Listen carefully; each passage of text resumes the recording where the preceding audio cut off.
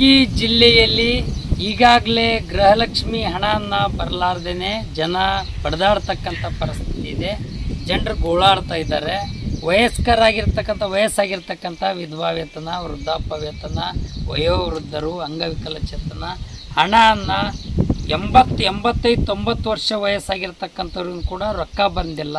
ಪ್ರತಿ ತಿಂಗಳ ಬರ್ತಕ್ಕಂಥ ಮಾಶಾಸನ ಹಣ ಬಂದಿಲ್ಲ ಅಂಥೇಳಿ ತಹಸೀಲ್ ಕಚೇರಿ, ಇವತ್ತು ನಾಡು ಕಚೇರಿಗಳನ್ನು ಓಡಾಡಿ ಇಡೀ ಚಪ್ಪಲಿ ಹರ್ಕೊಳ್ತಕ್ಕಂಥ ಪರಿಸ್ಥಿತಿಯನ್ನು ಎದ್ದು ಕಾಣ್ತಾ ಇದೆ. ಹಾಗಾಗಿರೋದ್ರಿಂದ ಒಬ್ಬೊಬ್ಬರು ಅದೇ ಮಾಶಾಸನ ರೊಕ್ಕದ ಮೇಲೇ ಸಕ್ರೆ, ಚಾಪತ್ತಿ, ಬಿಸ್ಕಿಟನ್ನು ತಂದು ಚಾ ಕುಡಿತಕ್ಕಂಥ ವಯಸ್ಸಿನ ಹಿರಿಯರು ಇವತ್ತು ಕಾಣ್ತಾ ಇದ್ದೀವಿ. ಅವ್ರಿಗೆ ಗೋಳಾಡ್ತಾ ಇದ್ದಾರೆ, ಹೇಳ್ಕೊಳ್ತಾ ಇದ್ದಾರೆ. ಇಂಥವ್ರಿಗೆ 4 ತಿಂಗಳಾದರೂ ಕೂಡ ರಾಜ್ಯ ಸರ್ಕಾರ ವಯೋವೃದ್ಧರನ್ನು ಮಾಶಾಸನ ಹಣ ಬಿಡುಗಡೆ ಮಾಡಲಾರ್ದೇ ಪೆಂಡಿಂಗ್ ಇಟ್ಟಿರ್ತಕ್ಕಂಥದ್ದಿದೆ. ಇದು ಭಾಳ ಬಡವರ ವಿರೋಧಿ ಅಂತಕ್ಕಂಥದ್ದನ್ನು ಎದ್ದು ಕಾಣ್ತಾ ಇದೆ.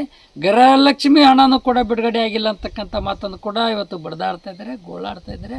ಹಾಗಾಗಿರೋದ್ರಿಂದ ಅದೇ ಹಣದ ಮೇಲೆ ಅವಲಂಬಿತರಾಗಿ ನಂಬ್ಕೊಂಡು ಕೂತು ಸಣ್ಣ ಪುಟ್ಟ ಜೀವನ ನಡೆಸ್ತಕ್ಕಂಥ ಬಡವರೇನಿದ್ದಾರೆ, ಅತಿ ಗ್ರಾಮೀಣ ಪ್ರದೇಶದಲ್ಲಿ ವಾಸ ಮಾಡ್ತಕ್ಕಂಥ ವಯೋವೃದ್ಧರು, ವಯಸ್ಕರು, ಇವತ್ತು ವಯಸ್ಸಾಗಿರ್ತಕ್ಕಂಥವ್ರು, ಅಜ್ಜ ಅಜ್ಜಿ, ಇಂಥವ್ರಿಗೆಲ್ಲರಿಗೂ ಕೂಡ ತಕ್ಷಣವೇ ರಾಜ್ಯ ಸರ್ಕಾರ ಅವ್ರ ಬಗ್ಗೆ ಏನಾದರೂ ಕಾಳಜಿ ಕಕ್ಲತ್ತಿತ್ತು ಅಂತಂದರೆ ಬಡವರ ವಯೋವೃದ್ಧರ ಮಾನವೀಯತೆ ದೃಷ್ಟಿಯಿಂದ 4 ತಿಂಗಳದಿಂದ ಬರಲಾರದಂಥ ರೊಕ್ಕನ, ಪಿಂಚಣಿ ರೊಕ್ಕನ, ಮಾಶಾಸನ ರೊಕ್ಕನ ತಕ್ಷಣವೇ ಬಿಡುಗಡೆ ಮಾಡಬೇಕು, ಗೃಹಲಕ್ಷ್ಮಿ ರೊಕ್ಕನ ಬಿಡುಗಡೆ ಮಾಡಬೇಕು ಅಂತಕ್ಕಂಥ ಮಾತನ್ನು ಕರ್ನಾಟಕ ಪ್ರಾಂತ ರೈತ ಸಂಘ, ಕರ್ನಾಟಕ ರಾಜ್ಯ ಸರ್ಕಾರಕ್ಕೆ ಮತ್ತು ಮಾನ್ಯ ಮುಖ್ಯಮಂತ್ರಿಗಳಿಗೆ ಒತ್ತಾಯನ ಮಾಡಕ್ಕೆ ಬಯಸ್ತೀವಿ.